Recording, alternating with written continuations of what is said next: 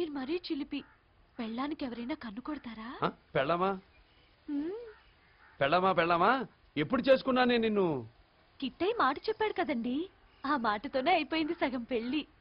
ఓ ఈ నువ్వు ఆ నువ్వా? ఆ నేనే ఈ నేను.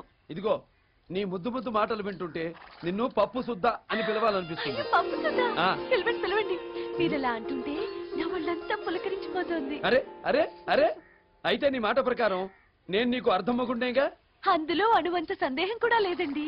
అయితే గుర్రం ఎక్కు. అలా అలా తోటల్లోకి, గడ్డి బాంబుల్లోకి, కొండల్లోకి, కోనల్లోకి తిరిగి వచ్చేద్దాం. ఆ 3 ముళ్ళు వేశాక పూర్తి మొగుడయ్యాక మీ ముచ్చట్లన్నీ తీరుస్తాలేండి. ఓ సిని ఎన్ని వంకర్లు తిరుగుతున్నావే. ఆ 3 ముళ్ళు అన్న ముక్క వదిలేసి ఇంకో మాట చెప్పు. మన జాతకంలో అది రాసిలేదు. అయ్యో మీరు మరీను రాసి లేకపోతే కిట్టయ్య ఎందుకు చెప్తాడు? ఆయనకి వేరే పని పాట లేక అలా చెప్పుంటాడులే గాని. ఏ పిల్ల,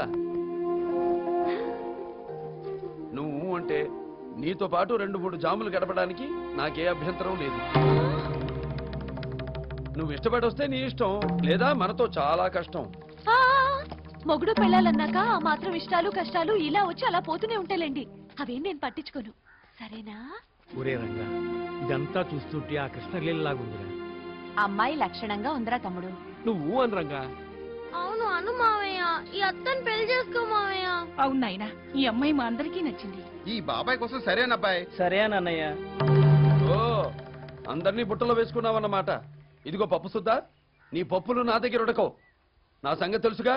ఇదిగో బాబాయ్, పిచ్చి పిచ్చి ఆశలు మానుకోమని ఆ పిల్లకు బుద్ధి చెప్పి ఇంటికి పంపించేయండి. ఏమండి, ఈ బంగారు తల్లితో అత్తయ్య మావయ్య అనిపించుకునే అదృష్టం మనకి లేదండి. అయ్యో ఎందుకు ఆ కన్నీళ్లు? ముందలాగే అంటారు. ఆయన సంగతి నాకు పూసగుచ్చినట్టు అర్థమైంది. నేను చూసుకుంటానుగా, మీరు వెళ్ళండి. చూడండి, మళ్ళీ నా కిట్టయ్య మీద ఆను పెట్టించుకోండి. అమ్మ కోళ్ళు తీసుకెళ్ళు, ముందు తీసుకెళ్ళు. ఎంత అత్తయ్య, వెళ్దాం. రా నాన్న.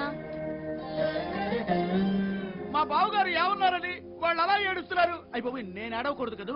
వాళ్ళు అలా వీధుల్లో ఏడుస్తూ ఉంటే మన ఇంటి పరువు ఏం కాను. పిచ్చి వాళ్ళరా పాపం. మనం ఒక పని చేద్దాం, ఈ క్షణం నుంచి నిరాహార దీక్షలో కూర్చుంది. అమ్మో నిరాహార దీక్ష రా. నీ బావగారు వచ్చి నువ్వే నా పెళ్ళానివని నా చెయ్యి పట్టుకుని ఆ ఇంట్లోకి తీసుకెళ్లి 3 ముళ్ళు వేసేదాకా చచ్చినా సరే మంచి నీళ్ళు కూడా ముట్టుకూడదు, సరేనా? ఒక్కసారి సరే ఏంటి, 1,000 సార్లు సరే, 100 సార్లు సరే. శభాష్, శ్రీకృష్ణ భగవాన్.